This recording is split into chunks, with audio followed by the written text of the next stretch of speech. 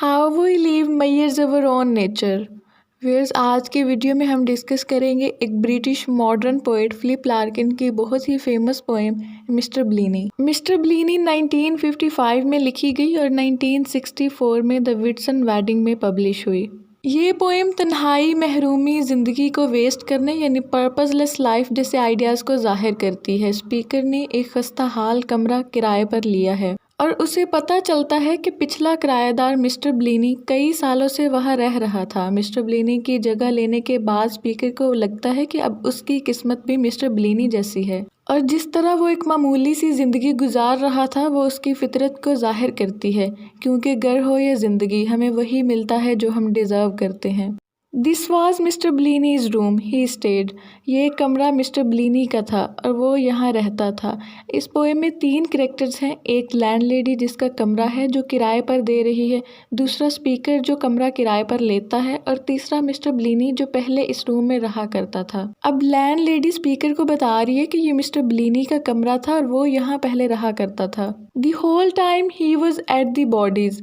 वो सारा वक्त दी बॉडीज़ में गुजारा करता था। दी बॉडीज़ एक कार मैन्युफैक्चरिंग वर्कशॉप है जहाँ मिस्टर ब्लीनी काम किया करता था। टिल दे मूव्ड हिम, यहाँ तक कि उन्होंने इसे निकाल दिया और वो मूव कर गया। फ्लावर्ड कर्टन्स, कमरे में फूलों वाले पर्दे, थिन एंड फ्रेड, पतले और फटे हुए हैं। Fall to within 5 inches of the sill, और खिड़की से 5-5 इंच छोटे लटक रहे हैं। Whose window shows a strip of building land, उस कमरे की विंडो से ग्राउंड की छोटी सी एक स्ट्रिप नज़र आती है, यानी खिड़की से बाहर एक छोटा सा सेहन दिखाई देता है। टेस्की लिटर्ड, जहाँ घास के झुंड और कूड़ा किरकट पड़ा है। Mister Bleaney took my bit of garden properly in hand, अब मालिक मकान ने अपने बाग का जिक्र किया और दावा किया कि मिस्टर ब्लीनी ही इसका ख्याल रखा करता था और उसी ने इसे दुरुस्त किया।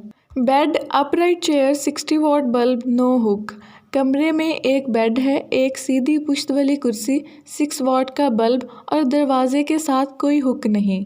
बिहाइंड द डोर, यानी दरवाजे के पीछे, नो रूम फॉर बुक्स और बैग्स, और किताबें और बैग्स यानी ज़ाती सामान रखने के लिए भी कोई जगह नहीं है। I'll टेक इट, स्पीकर मालिक मकान से कहता है कि वो इस कमरे को किराए पर लेगा। So it happens that I lie where Mister Bleaney lay, speaker अब उसी बेड पर लेटता है जहाँ मिस्टर ब्लीनी एक बार लेटा करता था। And stub my fags on the same saucer souvenir, अब स्पीकर अपने सिगरेट के बट्स को उस सख्त तश्तरी यानी उस सख्त सॉसर में कुचलता है जिसको मिस्टर ब्लीनी भी यूज़ किया करता था। ये आयरॉनिकल लाइंस हैं। स्पीकर मिस्टर ब्लीनी की हर आदत और हर स्टेप को क्रिटिसाइज करता है, लेकिन उसी वक्त उन सबको फॉलो भी करता है। Stuffing my years with cotton wool, speaker कहता है फिर मैं अपने कानों को रुई से भरता हूँ।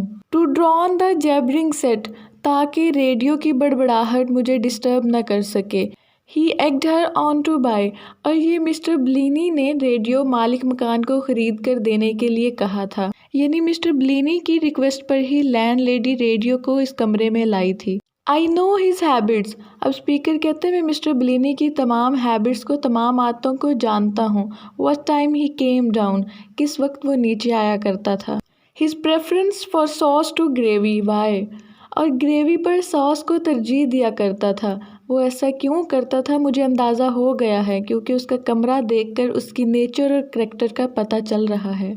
He kept on plugging at the 4 always, और वो हमेशा 4 डिजिट पर प्लग लगाता, यानी उसका लकी नंबर 4 था और हमेशा वो 4 को तरजीह देता बाकी सब नंबर्स पर।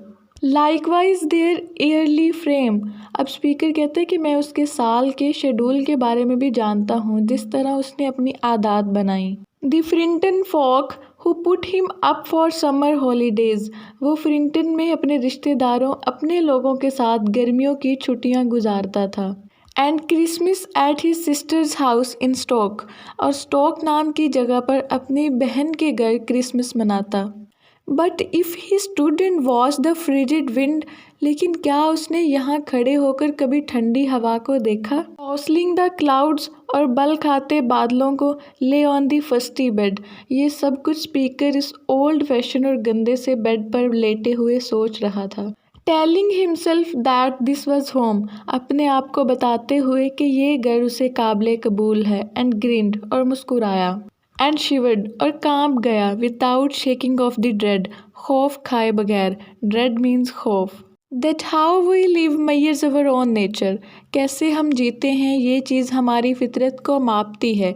हमारी ज़िंदगी के हालात इस बात की अक्कासी करते हैं कि हम वाकई कौन हैं और कितना डिज़र्व करते हैं। And at his age having no more to show, और उसकी उम्र में दिखाने के लिए और कोई चीज़ नहीं है। Then one hired box, hired box वो किराए का कमरा है, यानी इस किराए के छोटे से कमरे के बगैर उसके पास कुछ न था।